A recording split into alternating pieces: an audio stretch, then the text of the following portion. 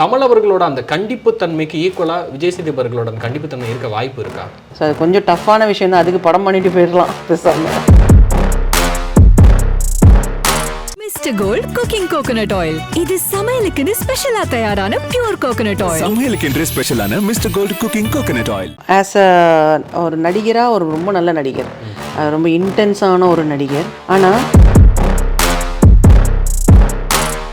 ஆனால் இந்த ஒருதலை பட்சமாக பேசுனது அப்படிங்கிறது வந்து நான் வெளியில் வந்ததுக்கப்புறம் தெரிஞ்சுக்கிட்டேன். அவர் கொஞ்சம் பார்ஷியலாக இருந்தார் அப்படிங்கிறது. கமல் அவர்களோட அந்த கண்டிப்பு தன்மைக்கு ஈக்குவலா விஜய் சேதுபதி அவர்களோட அந்த கண்டிப்பு தன்மை இருக்க வாய்ப்பு இருக்கா? சார் கொஞ்சம் டஃப்பான விஷயம் தான், அதுக்கு படம் பண்ணிட்டு போயிடலாம் பேசாம. இந்த பெய்ட் பிஆர் அப்படின்றது உண்மையாவே பிக் பாஸ்குள்ள இருக்கா? அதை பற்றி உங்களோட கருத்து என்ன? இல்லை இருக்குது, இப்போ பெய்ட் பிஆர் நிறையாவே இருக்குது. அவர் கொஞ்சம் இறங்கி போய் ஃப்ரெண்ட்லியாக பேசக்கூடிய ஆள் அவர். அது நான் பார்த்துருக்கேன். நான் கமல் சாரை வந்து அவர் ஃப்ரெண்ட்லியாக பேசினாலும் நமக்கு கொஞ்சம் பயம் இருக்கும். ஆச்சி ராயல் குலோப் ஜாமுன் பேக்ஸ், ஒன்று வாங்கினால் ஒன்று இலவசம். குறைந்த விலை, நிறைந்த தரம், தங்கள் தேவைகள் அனைத்தும் ஒரே இடத்தில். ஜெயச்சந்திரன். வணக்கம் மேம், எப்படி இருக்கீங்க? நல்லா இருக்கேன். Okay. So Bigg Boss season ஆரம்பிக்கிறதுக்கு முன்னாடியே ஃபேன்ஸ்க்கு வந்து ஒரு சின்ன டிசப்பாயின்மெண்ட் என்னன்னா, இந்த தடவை வந்து கமல் சார் வந்து இதில் இல்லை, அவர் ஹோஸ்ட் பண்ணலை அப்படின்ற ஒரு விஷயத்தை வந்து அவரே அஃபிஷியலாக வந்து அனௌன்ஸ்மெண்ட் பண்ணியிருந்தாரு. ஸோ அது எவ்வளோ உங்களுக்கு ஒரு டிசப்பாயின்மெண்ட்டாக இருக்குது? சார் இல்லாதப்போ ஒரு சீசன் எப்படி இருக்க போகுது அப்படின்னு. ஆனால் இந்த வாட்டி ஏன் பண்ணல அப்படிங்கிறது வந்து அது நிஜமாகவே எனக்கு பெரிய டிசப்பாயின்மெண்ட் தான். ஏன்னா அவர் வந்து பேசுகிறத கேட்குறதுக்குன்னே நிறைய ஃபேன்ஸ் இருக்காங்க. வீக்கெண்ட்ஸில் அவர் எப்படி ஒரு விஷயத்தை பற்றி அவர் எப்படி ஹேண்டில் பண்ணுறாரு, அவருடைய பாயிண்ட் ஆஃப் வியூ என்ன தெரிஞ்சுக்கிறதுக்கு நிறைய பேருக்கு இன்ட்ரெஸ்ட் இருக்கும். அவர் இல்லை அப்படிங்கிறது வந்து ரசிகர்கள் மட்டும் இல்லை, எனக்கும் பயங்கர ஷாக்காக இருக்குது. ஏன்னா கமல் சார் இருந்தப்போ வந்து அதை சூப்பராக ஹேண்டில் பண்ணி கொண்டு போயிருந்தாங்க. ஏன்னா எந்த இடத்துல கேள்வி கேட்கணும் அப்படின்றத ப்ராப்பராக கேள்வி கேட்குறதா இருக்கட்டும் சரி, அவரோட சொந்த நிகழ்வுகளில் நடந்ததை பகிர்ந்துக்கிறது, ஒவ்வொரு வாரமும் வந்து புக்கு வந்து ரெஃபரன்ஸ் பண்ணுவாங்க. ஸோ இந்த புக்கு நீங்கள் படிங்க அப்படின்னு சொல்லிட்டு அதை ரெஃபர் பண்ணுவாங்க. அரசியல் ரீதியாகவும் சில கருத்துக்கள்லாம் அப்படி போயிட்டு இருந்துச்சு. ஒரு என்டர்டெயின்மெண்ட்டாக ஒரு கலவையாக எப்படி அதை கொண்டு போக முடியுமோ அப்படின்னு கொண்டு போயிருந்தாங்க. அடுத்தது யாராக இருக்கும் அப்படின்ற கேள்விக்கு வந்து நிறையா பதில்கள் போயிட்டு இருந்துச்சு. சரத்குமார் சார் பண்ண வாய்ப்பு இருக்குது, திடீர்னு வந்து பிரகாஷ்ராஜ் சார் பண்ண வாய்ப்பு இருக்குது, சூர்யா அவர்கள் பேர் கூட அடிபட்டுச்சு. அதுக்கப்புறமா இப்போ ரீசெண்டாக விஜய் சேதுபதி அவர்கள் தான் இந்த ஷோவை வந்து நெக்ஸ்ட் ஹோஸ்ட் பண்ண போறாங்க அப்படின்றத லிட்டரலி கன்ஃபார்ம் ஆயிருக்கு. ஸோ விஜய் சேதுபதி அவர்கள் எப்படி இதுக்குள்ள வந்தா நல்லா இருக்கும்? உங்களோட எக்ஸ்பெக்டேஷன் எப்படி இருக்கு? இந்த வாட்டி ஒழுங்காக கண்டஸ்டண்ட்டாக போயிருக்கலாமோன்னு யோசிக்கிறேன். ஏன்னா அவருடைய நான் நடிக்கல. ஜென்ரலாக அவருடைய இன்டர்வியூஸ்லாம் நிறைய நான் பார்த்துருக்கேன். ஆஸ் ஒரு நடிகராக ஒரு ரொம்ப நல்ல நடிகர், ரொம்ப இன்டென்ஸான ஒரு நடிகர். நிறைய படங்கள் வந்து ரொம்ப வித்தியாசமான சேலஞ்சிங்கான கேரக்டர்ஸ்லாம் எடுத்து பண்ணியிருக்காரு. ஆனால் அவருடைய இன்டர்வியூஸில் அவருடைய வேறு விதமான ஒரு அனுபவம் கலந்த ஒரு பேச்சு நான் பார்த்துருக்கேன். அவருடைய ஏஜுக்கு அவர் வந்து ரொம்ப மெச்சூர்டாக அவர் பேசியிருக்காரு. ஒரு சில விஷயங்கள் இல்லை, ஒரு பணத்தை பற்றியோ, ஒரு புகழ் பற்றியோ, ஒரு வேலைகளை பற்றியோ, ஒரு முக்கியமான ஒரு சோஷியல் பிரச்சனைகளை பற்றியோ எதுவுமே அவர் வந்து ரொம்ப இந்த ஒரு மீடியாவுக்காக ஒரு மேடப்பாக பேசாமல் யதார்த்தமாக அவர் மனசில் என்ன நினைக்கிறாரோ அதை பேசியிருக்காரு. அது ஒரு மிகப்பெரிய ப்ளஸ் பாயிண்ட் அவருக்கு. ஏன்னா அவர் ஜனங்களோட மேக்ஸிமம் அவர் பேசுகிறது வந்து ரிலேட் பண்ண முடியுது. அதனால் அவருக்கு வந்து இந்த பிக் பாஸ் வந்து கொஞ்சம் ஈஸியாக அவரால் ஹேண்டில் பண்ண முடியும் அப்படின்னு தான் எனக்கு தோணுது. ஓகே. ஸோ நீங்கள் சொன்ன மாதிரி வாழ்வியல் ரீதியான ஒரு விஷயம் தான் பிக் பாஸில் நம்ம பார்க்க போகிறோம். அதையும் அவங்க வந்து சம்மந்தப்படுத்தி பேசணும். ஸோ இப்போது என்டர்டெயின்மெண்ட் அப்படின்றதும் மக்கள் எதிர்பார்க்குறாங்க. என்னதான் பிக் பாஸில் ஒரு கண்டென்ட் போனாலும் எனக்கு சண்டை வரணும், இல்லைனா அதில் ஏதாவது ஸ்பெஷலாக நடக்கணும் அப்படின்றத எதிர்பார்க்குறாங்க. அப்போ சண்டைகள்லாம் வரும்போது கமல் சார் வந்து சில விஷயங்களை டேரெக்டாக தட்டி கேட்டிருக்காரு. கோட்டெலாம் கழட்டிட்டு நான் இங்கே நிற்கிறேன் அப்படின்ற மாதிரிலாம் சொல்லியிருக்காங்க. ஸோ ஒரு சீனியர் ஒருத்தர் கேட்கும்போது அந்த ஒரு பய உணர்வு எப்போவுமே இருக்கும். ஏன்னா சனி ஞாயிறுலாம் வரும்போது எங்களுக்கு பயமாக இருக்கும்லாம் உள்ள கண்டஸ்டன்ட் சொல்லியிருக்காங்க. அப்போது கமல் அவர்களோட அந்த கண்டிப்பு தன்மைக்கு ஈக்குவலாக விஜய் சேதுபதி அவர்களோட அந்த கண்டிப்பு தன்மை இருக்க வாய்ப்பு இருக்கா? ஏன் இருக்காது? அவர்கிட்டே இருக்குமே அந்த கமாண்ட் இருக்கும். கண்டிப்பாக. ஓகே, கண்டிப்பாக இருக்கும். ஏன்னா இவரும் வந்து ஒரு தட்டி கேட்கக்கூடிய ஒரு பர்சனாலிட்டியாக தான் எனக்கு தெரிகிறாரு. அவருக்கும் வந்து ஒரு சில வேல்யூஸ், லைஃப் வேல்யூஸ் எல்லாம் இருக்குது. வாழ்க்கையில் ரொம்ப அடிமட்ட லெவல்லேருந்து அவர் வந்து இவ்வளோ பெரிய இடத்துக்கு அவர் வந்திருக்கார் இல்லையா? ஸோ அந்த ட்ராவல் அவருக்கு நல்லா தெரியும். கண்டிப்பாக அவரும் அந்த கமாண்ட் இருக்கும் அப்படின்னு தான் எனக்கு தோணுது எனக்கு. ஓகே. ஸோ இப்போது கமல் சார் அவர்கள் வந்து இந்த ஒரு ஹோஸ்டிங்கில் இருந்து நான் இப்போது இந்த சீசனுக்கு நான் வர்றதில்லை அப்படின்றத வந்து அனௌன்ஸ்மெண்ட் பண்ணதுக்கப்புறமா நிறையா கமெண்ட்ஸ் வந்து போட்டிருந்தாங்க. அதில் வந்து சார் நீங்கள் இல்லைனா ரொம்ப டிசப்பாயின்மெண்ட்டாக இருக்கும், நீங்கள் வரலாம் அப்படின்னு சொல்லும்போது ஒரு சிலர் என்ன சொல்லியிருந்தாங்க அப்படின்னா, சார் வந்து கடைசியாக சீசனில் போன சீசனில் வந்து ஒருதலை பட்சமாக நடந்துக்கிட்டாரு. அப்போது அவர்களுக்கு வந்து நிறைய எதிர்வான கமெண்ட்ஸும் வந்துச்சு, நம்மளால் பார்க்க முடிஞ்சுச்சு. ஒரு குறிப்பிட்ட நபரை வந்து வெளியேற்றும் போது அவருக்கு எதிரான கமெண்ட்ஸ் இருந்துச்சு, ஒருதலை பட்சமாக நடந்துக்கிறாங்க அப்படின்னு. ஸோ இந்த ஒரு தாக்கத்தினால தான் சார் வெளியே போகிறதா சொல்கிறாங்க அப்படின்னும் ஒரு சிலர் சொன்னாங்க. ஆனால் கமல் சார் அதை மென்ஷன் பண்ணும்போது எனக்கு பட வேலைகள் இருக்குது, அதனால தான் நான் இந்த தடவை வரல அப்படின்னு. ஸோ இந்த மாதிரி எதிர்கருத்துக்கள் அப்படின்றதுனால தான் போக வாய்ப்பு இருக்குது அப்படின்னு அந்த கருத்தை நீங்கள் எப்படி பார்க்குறீங்க? ஒரு எனக்கு தெரிஞ்சு வந்து அவர் முக்கியமாக ஒர்க் இருக்கிறதுனால தான் அவர் போகிறாருன்னு நினைக்கிறேன். ஏன்னா 3 மாதம் இந்த ஷோ பண்ணுறதுன்றது ஒரு பெரிய பிளாட்ஃபார்ம். அதில் வந்து அவர் நிறைய அவருடைய விஷயங்கள்லாம் அவர் நிறைய எடுத்து சொல்கிறாரு. ஆனால் இந்த ஒருதலை பட்சமாக பேசுனது அப்படிங்கிறது வந்து நான் வெளியில் வந்ததுக்கப்புறம் தெரிஞ்சுக்கிட்டேன். அவர் கொஞ்சம் பார்ஷியலாக இருந்தார் அப்படிங்கிறது. இந்த ஒரு சீசனில் இப்போ நான் இருந்த சீசனில் மட்டும் வந்து மீடியா அப்யூஸ் கொஞ்சம் அதிகமாக இருந்ததுன்னு எனக்கு தோணுது. எனக்கு ஏன்னா இப்போ ஒரு ஆங்கராக இருக்கட்டும், அவருக்கு அந்த மரியாதையை கொடுக்கறதே கிடையாது. அது ரொம்ப ஒரு மாதிரி அது அப்யூசிவாக இருந்தது. நிறைய கமெண்ட்ஸ் சொல்கிறீங்களா? ஆமாம், அந்த ட்ரால்ஸு, மீம்ஸு, ஒருவேளை அது அவருக்கு வந்து கொஞ்சம் ஹீஸ் டேக்கன் பேக் அப்படின்னு தோணுது எனக்கு. ஸோ அப்போ அந்த மாதிரியான ட்ரால்ஸ் வந்து அவருக்கு பர்சனலாக பாதிக்கப்பட்டிருக்க வாய்ப்பு இருக்குது அப்படின்ற மாதிரி. அவர் மட்டும் இல்லை, கண்டஸ்டன்ஸான எல்லாருமே பாதிக்கப்பட்டு தான் இருக்குது. ஸோ நம்ம சில விஷயங்களை தடுக்க முடியாதுன்ற மாதிரி இந்த மாதிரி சோஷியல் மீடியாவில் வரக்கூடிய கமெண்ட்ஸாக இருக்கட்டும், இந்த மாதிரி ட்ரால்ஸ், மீம்ஸ் இதெல்லாம் நம்ம ஒன்றுமே தடுக்க முடியல. ஸோ இப்போ அடுத்து இந்த மாதிரியான ஒரு விஷயத்தை அடுத்து ஒரு சீசனில் விஜய் சேதுபதி அவர்கள் பண்ண வரார் அப்படின்ற போது ஸோ அவரோட தாக்கம் அப்படின்றது கண்டிப்பாக வேற ஒரு விதமாக இருக்கும். ஏன்னா கமல் சார் அப்படின்ற ஒரு லெஜண்ட் பண்ணிட்டு இருந்தவர் தான் இவர் ஒரு என்டர்டைன்மெண்ட். இப்போ டாப்பில் இருக்கக்கூடிய நடிகர்கள் அவரும் ஒரு ஆள் அப்படின்ற போது ஸோ அவர் உள்ளே வரும்போது என்டர்டெய்னிங் ரொம்ப அதிகமாக இருக்க வாய்ப்புகள் இருக்கா, இல்லை வந்து கண்டிப்புத்தன்மை அந்த மாதிரி சீரியஸாக போகிறதுக்கான? ஏன்னா இதற்கு முன்னாடி அவர் ஒரு குக்கிங் ஷோ ஒன்று ஹோஸ்ட் பண்ணியிருந்திருக்கிறாரு. இவர் ஒரு புதுசு இந்த மாதிரி ஒரு விஷயத்துக்கு அவர் ஒரு புதுசாக அப்படின்ற போது நம்ம எதை எதிர்பார்க்கலாம்? நீங்கள் ஒரு விஜய் சேதுபதி பிடிக்கும் அப்படின்றனால அவர் கொஞ்சம் இறங்கி போய் ஃப்ரெண்ட்லியாக பேசக்கூடிய ஆள் அவர். அது நான் பார்த்துருக்கேன். நான் கமல் சாரை வந்து அவர் ஃப்ரெண்ட்லியாக பேசினாலும் நமக்கு கொஞ்சம் பயம் இருக்கும். கொஞ்சம் அந்த டிஸ்டன்ஸ் நம்ம மெயின்டைன் பண்ணுவோம். ஐயோ எப்பா அவர் ஃப்ரெண்ட்லியாக பேசினா கூட நம்ம வந்து ரொம்ப ஃப்ரெண்ட்லியாக இறங்கிடக்கூடாது அப்படின்ட்டு. இவர் வந்து அந்த தோல் மேலே கை போட்டு பேசக்கூடிய ஒரு கேரக்டராக இருக்கிறதுனால வந்து அது நல்லா தான் இருக்கும் அப்படின்னு எனக்கு தோணுது. ஒரு மாதிரி ஜனங்களுக்கு வந்து அது அவர் பேசுகிறதெல்லாம் பிடிக்கும்னு தான் தோணுது. ஸோ விஜய் சேதுபதி அவர்கள் வந்து ரொம்ப இயல்பாக எல்லாரு கூடயுமே பழகக்கூடிய ஒரு மனிதர்னு தெரியும். ஸோ அப்படி பழகும்போது எல்லாருமே வந்து இண்டஸ்ட்ரியில் பயங்கரமாக க்ளோஸ் ஆனவங்களாக தான் இருக்காங்க. ஒருவேளை இவருக்கு சம்மந்தப்பட்டவங்க இல்லை இவங்க ரிலேட்டடாக நல்ல க்ளோஸான ஒரு கண்டஸ்டண்ட்டாக வரும்போது இந்த கமல் சாருக்கு அப்போ ஒரு பிரச்சனை வந்துச்சு, ஒருதலை பட்சமாக நடந்துக்கிட்டார் அப்படின்ற அந்த ஒரு பிரச்சனையில் சிக்கிக்க வாய்ப்பு இருக்குது அப்படின்னு நினைக்கிறீங்களா? அதில் சிக்கிக்காமல் இருக்கணும், அதுதான் ஒரு பெரிய சேலஞ்சு. நான் அதுதான் அவர் கமல் சார் பண்ணிட்டார் அப்படின்னு சொல்லி தெரிஞ்சவங்க அவங்களுக்கு கொஞ்சம் சப்போர்ட் பண்ணி பேசுகிறாங்க அப்படின்னு சொல்லி சொன்னார். எனக்கு அது அப்படி ஒன்றும் தெரியல. ஏன்னா நான் உள்ளே இருந்து பார்க்கும்போது அந்தளவுக்கு ஒரு பார்ஷியலாக இருந்த மாதிரி எனக்கு தெரியல. மேக்ஸிமம் வந்து எந்த இடத்துல தவறு இருந்ததோ அது நானாக இருந்தாலும் சரி, வேறு கண்டஸ்டண்ட்டாக இருந்தாலும் சரி, அது இம்மீடியட்டாக அவர் சொல்லி கரெக்ட் பண்ணியிருக்காரு. இப்போது தெரிஞ்சவங்களாக இருந்தாக்கா ஒரு சில சாஃப்ட் கார்னர் இருக்கும், அதை கொஞ்சம் புரிஞ்சுக்கிட்டாங்கன்னா நல்லாயிருக்குமே அப்படின்ட்டு. அது இப்போ நானாக இருந்தால் கூட நான் அந்த மாதிரி தான் ஃபீல் பண்ணுவேன். ஐயோ நம்ம தெரிஞ்ச பொண்ணாச்சே, கொஞ்சம் பார்த்து விளையாடுமா அப்படின்னு சொல்ல தான் தோணும்.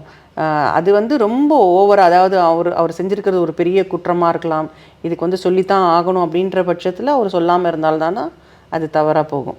ஸோ இப்போது இதுக்கு முன்னாடி வரைக்கும் லைக் கண்டஸ்டன்ஸ்க்கு தான் வந்து மீம்ஸோ ட்ரால்ஸோ அந்த மாதிரி ஒன்று வந்துக்கிட்டு இருந்துச்சு.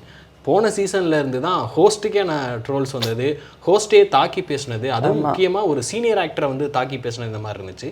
ஸோ இப்போ விஜய் சேதுபதி அவர்கள் வந்து இதெல்லாம் தெரிஞ்சுக்கிட்டு தான் உள்ளே வருவார். அப்போது இந்த இதெல்லாம் ஒரு மைண்டில் ஒரு கால்குலேஷன் வச்சுக்கிட்டு அதை ஹேண்டில் பண்ண போகிறாரா அப்படி இருக்க வாய்ப்பு இருக்கா? ஆமாம், கண்டிப்பாக. அதுக்கான ஸ்டடிலாம் பண்ணியிருப்பாங்க தானே. ஏன்னா சில விஷயங்களை அவர் தெரிஞ்சுக்கணும். ஃபுல்லாக எல்லாம் எதுவுமே தெரியாமல் ஒரு விஷயம் பேச முடியாது இல்லையா.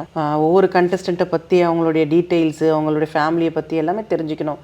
ஒரு டெக்னீஷியனாக இருந்தால் அப்போ அவங்கள பற்றி ஃபுல்லாக தெரிஞ்சுக்கணும். இதெல்லாம் 24 பேரோட ஹிஸ்ட்ரி ஜியாகிரஃபி தெரிஞ்சுக்கிட்டு அவர் பேசணும்.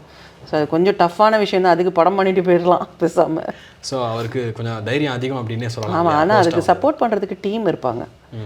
விஜய் டிவியில் அவங்க டீம் இருக்காங்க இல்லையா. ஸோ அதுக்குன்னு ஒரு செப்பரேட் டீம் இருக்கும் எல்லாமே சொல்கிறதுக்கு எல்லாம். Okay ma'am. ஸோ இப்போது அடுத்து யாரெல்லாம் வந்து கண்டஸ்டண்ட்டாக வரப்போகிறாங்க அப்படின்ற அந்த ஒரு எக்ஸ்பெக்டேஷன் அப்படின்றது வந்து போய்கிட்டு இருக்கு. ஒரு சிலரோட பேரும் வந்து அடிபடுது. அதில் வந்து ஜாலிம் ஜோயா அப்படின்னு சொல்லக்கூடிய ஒருத்தவங்களோட பேர். அப்போ ரீசெண்டாக குக்வித் கோமாளியில் வந்து விஜய் டிவி மூலமாக கொஞ்சம் பிரபலமானவங்க. ஸோ அவங்க வரதுக்கான வாய்ப்புகள் இருக்குது அப்படின்னு சொன்னாங்க. நீங்கள் பார்த்துருக்கீங்களா குக்வித் கோமாளியில் அவங்களோட? நான் ரீசெண்டாக மீட் கூட பண்ணேன் நான். ஓகே. ஸோ அவங்க ஒருவேளை வந்திருந்தா எப்படி இருக்கும்? ஏன்னா அவங்கள வந்து ஓவியா கூட கம்பேர் பண்ணிட்டு இருக்காங்க. அவங்களோட கேரக்டரும் ரொம்ப இன்னசென்ட் அப்படின்ற மாதிரி சொல்லி. ஸோ இவங்க வந்தால் என்ன மாதிரி இருக்கும் அப்படின்னு நீங்கள் எக்ஸ்பெக்ட் பண்ணுறீங்க? அது வந்து ஒரு கண்டஸ்டண்ட்டாக அதுக்குள்ளேயே இன்னொரு கண்டஸ்டண்டோட சேர்த்து பேசுறதே ஒரு பெரிய மைனஸ் பாயிண்ட் ஜோயாவுக்கு. ஓகே. ஸோ அந்த கம்பேரிசனே இருக்கக்கூடாது. அவள் வந்து ஜோயானா ஜோயாவோட இண்டிவிஜுவாலிட்டி அது தெரியணும். ஸோ அதுக்கு முன்னாடி இவ்வளோ மாதிரின்னா அப்போ அந்த எக்ஸ்பெக்டேஷனோடு எல்லாரும் பார்க்க ஆரம்பித்தாங்கன்னா இந்த பொண்ணுக்கு வந்து பயங்கர பிரச்சனையாக தானே ஆகும். ஸோ அவங்க வராங்க அப்படின்னாக்கா வந்து அவங்க இண்டிவிஜுவலாக இருக்க விடணும். ஒரு அட்லீஸ்ட் மினிமம் ஒரு 4 வீக்ஸ் ஆகுது அவங்க எப்படி அப்படிங்கிறத பார்க்கணும். ஸோ அவங்க கூடவே அவரோட பாய் ஃப்ரெண்ட் அப்படின்னு சொல்லக்கூடிய டிடிஎஃப் வாசன் வந்து உள்ளதுக்கு வரதுக்கு வாய்ப்பு இருக்குன்னு. டிடிஎஃப் வாசன் பற்றி தெரியுங்களா உங்களுக்கு? தெரியாது எனக்கு. ஓகே. அவர் வந்து ஒரு அவங்களோட பாய் ஃப்ரெண்டும் கூட அவங்க வந்து ஒரு யூடியூப் பிளாகர். அடிக்கடி நிறையா பிரச்சனைகளில் மாட்டி போலீஸ் கேஸ்லாம் உள்ளே போயிட்டு இருப்பாப்புல. ஸோ அவரும் வரதுக்கான வாய்ப்புகள் இருக்குது அப்படின்றாங்க. ஸோ உங்களுக்கு அவர் தெரியாது, பட் இருந்தாலும் இவங்களோட பாய் ஃப்ரெண்டாக உள்ளே வரும்போது ஸோ அது என்ன மாதிரி இருக்கும்? கண்டென்ட்காகவே அவரை கூப்பிட்றதுக்கு வாய்ப்புகள் இருக்கா? ஏன்னா அப்படி தான் ஒரு பேச்சு அடிபட்டுக்கிட்டு இருக்கு. கண்டென்ட்காகவே எனக்கு தெரிஞ்சு வந்து ஒருத்தருக்கு ஒருத்தர் தெரிஞ்சவங்க உள்ளே வந்தால் ஒரு டைமில் வந்து அது ரொம்ப சப்போர்ட்டிவாக இருக்கும். ஒரு டைமில் அதே கான்ஃப்ளிக்டாக மாறிடும். ஓகே. ஸோ இது வந்து ஒரு ப்ளஸ் பாயிண்ட்டானு எனக்கு சொல்கிறதுக்கு தெரியல எனக்கு. ஓகே. அது மைனஸாக கூட ஆகலாம். ஓகே.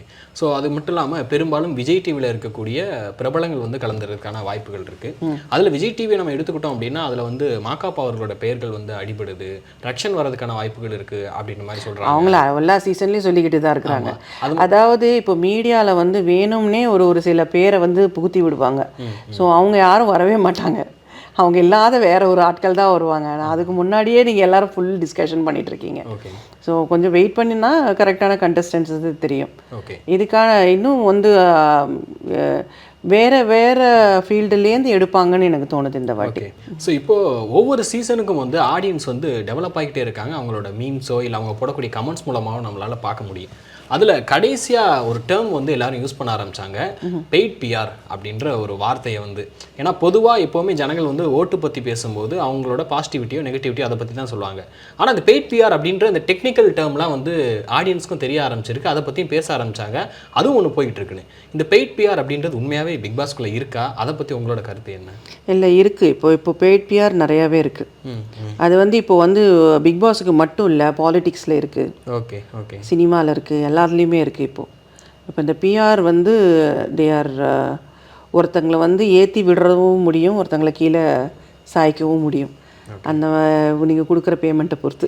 என்ன மாதிரியான வேலைகளை வந்து பிஆர் டீம் வந்து பிக் பாஸில் பண்ணுறாங்க? பிக் பாஸில் வந்து பிஆர் டீம் வந்து இது இப்படிலாம் வேலை பார்த்துருக்காங்க அப்படிங்கிறது வந்து வெளியில் வந்து பார்த்ததுக்கப்புறம் தான் தெரிஞ்சுது. என்ன பண்ணுறாங்க அப்படின்னா ஒருத்தங்களுடைய கேரக்டரை வந்து என்ன சொல்கிறது, டெமாலிஷ் பண்ணுறது. ஓகே. ஒரு விஷயத்தை வந்து ஆரம்பத்துலேருந்தே அதை தப்புன்னு சொல்லிட்டு இருக்கும்போது டியூன் ஆகிடும், ஜனங்களோட மனசு அதை டியூன் ஆகி ஒருவேளை தப்பாக இருக்குமோ அப்படின்னு சொல்ல வைக்கிறது தான் பிஆர் டீமு. இல்லை ஒருத்தங்க வந்து தவறாகவே ஒன்று பண்ணாங்கன்னா அவங்க பண்ணது தவறு தான், ஆனாலும் அது வந்து அவங்க பாயிண்ட் ஆஃப் வியூவில் அது கரெக்டுன்றதையும் அவங்க வந்து சொல்லி ஓகே மேபி அவங்க பண்ணது கரெக்டாக இருக்கும் அப்படின்னு ஜனங்களோட மனசை டியூன் பண்ணுறது தான் பிஆரோட டீமு. ஓகே. ஸோ மக்களை ஈஸியாக இன்ஃப்ளூயன்ஸ் பண்ணுறாங்க. அதை வந்து இப்போ ஒரு கண்டஸ்டண்ட்டை ஜெயிக்க வைக்கணும் அப்படின்னாக்கா அவங்களுக்கு ஈக்குவலாக யார் ரொம்ப பவர்ஃபுல்லாக இருக்கிறாங்க அப்படின்றது கம்படிட்டிவாக இருக்கிறது. இப்போ ஒரு கண்டஸ்டன்ட் இருக்காங்கன்னா அவங்களுக்கு அடுத்து இவங்க வந்து ஒரு பெரிய டேஞ்சர் அப்படின்றப்போ இவங்களை எப்படி போட்டு தரலாம் அப்படின்றத தான் பிஆர் வெயிட் பண்ணிகிட்டே இருக்கும். என்ன சான்ஸ் கிடைச்சதுன்னா இவங்களை வந்து டவுன் பண்ணணும் அப்படின்ட்டு. ஸோ அதை தான் வந்து போன சீசனில் பண்ணியிருக்காங்க நிறைய. இப்போது விஜய் சேதுபதி அவர்கள் வந்து ஒருவேளை ஏதாவது ஒரு ட்ரால்ஸில் மாட்டும் போதோ அவருக்கு இந்த மாதிரி பாதிப்புகள் வர வாய்ப்பு இருக்கா? இல்லை அவர் கரெக்டாக அதெல்லாம் ஹேண்டில் பண்ணிடுவார் அப்படின்ற? அவர் மென்டல் ஹெல்த் பார்த்துக்கணும். அவர் கண்டஸ்டன்ட் மட்டும் இல்லை, ஹோஸ்ட்டுக்குமே அப்படின்றீங்க? ஹோஸ்ட்டோட மென்டல் ஹெல்த் ரொம்ப ரொம்ப முக்கியம். ஓகே. ஏன்னா வந்து அவங்க அது வெளியில் இருக்கிறாங்க. இப்போ உள்ளே இருக்கிற கண்டஸ்டன்ஸுக்கு வெளியில் வந்ததுக்கப்புறம் தான் என்னெல்லாம் ஆயிருக்கு அப்படின்றது தெரியும்.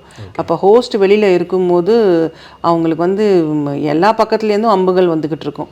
அப்போ அவருடைய மென்டல் ஹெல்த் ரொம்ப முக்கியம். ஸோ அதனால வந்து யார் அந்த எபிசோட்ஸை வந்து கரெக்டாக அவங்க பார்க்கணும். பார்த்துட்டு ஒரு நல்ல டீம் அவரை வச்சுக்கணும்னு நான் சொல்லுவேன். ஓகே. ஒரு நல்ல ஒரு 3-4 பேர் வந்து கரெக்டாக எல்லா விஷயங்களையும் பார்த்து நோட்ஸ் எடுத்து இந்த மாதிரி விஷயங்கள்லாம் நடந்தது, இந்த மாதிரி இடத்துல இது பேசுனாங்க அப்படிங்கிறத அது கரெக்டாக அவருக்கு கைடு பண்ணணும். மேபி அவர் பிஸியாக இருக்கிறதுனால எல்லாத்தையும் பார்க்க முடியாமல் போகலாம். ஸோ அந்த மாதிரி முக்கியமான ஒரு சில பிளாக்ஸ் எல்லாம் இருக்கும். இந்த இடத்துல ஒரு பிரச்சனை நடந்து, இந்த இடத்துல ஒரு விஷயத்தை பற்றி பேசியிருக்காங்க அப்படிங்கிறப்போ அது வந்து அவங்களுக்கு கரெக்டாக தெரிஞ்சதுன்னா அதை அவர் கொஞ்சம் ப்ரிப்பேர் பண்ணிக்கலாம், அது விஷயமா என்ன பேசலாம் அப்படிங்கிறத. ஸோ அது வந்து அவருடைய மென்டல் ஹெல்த்தும் ரொம்ப ரொம்ப முக்கியம். ஸோ ஆடியன்ஸ் வந்து சில டெக்னிக்கல் டேர்ம்ஸ்லாம் யூஸ் பண்ணுற போது கமெண்ட்ஸில் ஸ்கிரிப்ட் அப்படின்ற ஒரு வார்த்தையை அடிக்கடி பயன்படுத்துகிறாங்க. அப்போது உண்மையாகவே பிக் பாஸ்குள்ளே ஸ்கிரிப்ட்ன்றது ஒன்று இருக்கா, இல்லை இயல்பாக நடக்கிற ஒன்று தானா? ஏன்னா மக்களுக்கு இன்னும் அது புரியாமலே ஒரு சிலர் வந்து ஸ்கிரிப்ட் அந்த மாதிரிலாம் சொல்லிக்கிட்டு இருக்கிறாங்க. அதை எப்படி பார்க்குறீங்க? இப்போ டெய்லி நம்ம வந்து வீட்டில் இருக்கிறோம் இல்லையா, நீங்கள் நேற்றுக்கு நினச்சிங்களா இன்றைக்கி இதெல்லாம் நடக்கும்ன்ட்டு? இந்த நேரத்தில் இந்த டைமில் நம்ம இதெல்லாம் பேசுவோம் அப்படின்றத நேற்றுக்கு நீங்கள் நினச்சிருக்க மாட்டீங்க. இதுக்கப்புறம் வந்து சாயந்தரம் நமக்கு என்ன நடக்கும் அப்படின்றது நமக்கு தெரியாது. ஆனால் ஒரு ஜெனரல் ரொட்டீன் நமக்கு தெரியும். காலையில் எழுந்திரிக்கணும், இந்த இடத்துல இன்டர்வியூ இருக்குது, இந்த இடத்துல இன்டர்வியூ முடிச்சுட்டு நம்ம சாயந்தரம் போகணும், நைட் பஸ் பிடிக்கணும் அப்படின்னு ஒரு ரொட்டீன் இருக்குது. அந்த ரொட்டீனில் நடுவில் சில மாற்றங்கள் உங்களுக்கு ஆகலாம். சில இடங்களில் லேட் ஆகலாம், இல்லை போகிற இடத்துல பைக் பங்க்சர் ஆகலாம், இல்லை கேமரா உங்களுக்கு கிடைக்காம போகலாம், இல்லை ஏதோ ஒன்று இல்லைன்னு ஆகலாம், இல்லை திடீர்னு உங்களுக்கு இன்னொரு அப்பாயின்மெண்ட் ஒன்று கிடைக்கலான்னு போகணுன்ற மாதிரி இருக்கும், உங்களை ட்ரிப்பு கேன்சல் ஆகி நாளைக்கு போகிற மாதிரி இருக்கும். ஸோ இது வந்து நம்ம எதிர்பார்க்காத ஒன்று. நமக்கு அவங்க வந்து ஒரு ஒரு பேட்டர்ன் ஒன்று வச்சுருப்பாங்க, இன்றைக்கி இதெல்லாம் நடக்கும் அப்படின்ட்டு. அது தவிர நடக்கும்போதே ஒரு சில இன்சிடென்ட்ஸ் நடக்கும், பேச்சுவார்த்தைகள் ஒரு சில விஷயங்கள் நடக்கும்போது அதில் சில விஷயங்கள் மாட்டும். அதுதான் வந்து பிக் பாஸஸ் இதுவாக வருது, இயல்பாக நடக்கிறது தான். இது ஸ்கிரிப்டட் கிடையாது. ஸ்கிரிப்டாக மாறும், அடுத்த நாள் வந்து அது ஒரு கதையாக மாறும். அது அடுத்த நாள் வந்து அந்த டேபிளில் அது வந்து எடிட் பண்ணி எப்படி வெளியில் வருது அப்படிங்கிறது அது ஒரு கதையாக வரும். உங்களோட நேரத்தை ஸ்பெண்ட் பண்ணி இந்த விஷயத்தை பேசினதுக்கு ரொம்ப நன்றி. Thank you. Mister gold cooking coconut oil, இது சமையலுக்குன்னு ஸ்பெஷலா தயாரான பியூர் கோகனட் ஆயில். சமையலுக்கு ஸ்பெஷலான mister gold cooking coconut oil. Aachi royal gulab jamun packs, 1 வாங்கினால் 1 இலவசம். குறைந்த விலை, நிறைந்த தரம், தங்கள் தேவைகள் அனைத்தும் ஒரே இடத்தில். ஜெயச்சந்திரன்.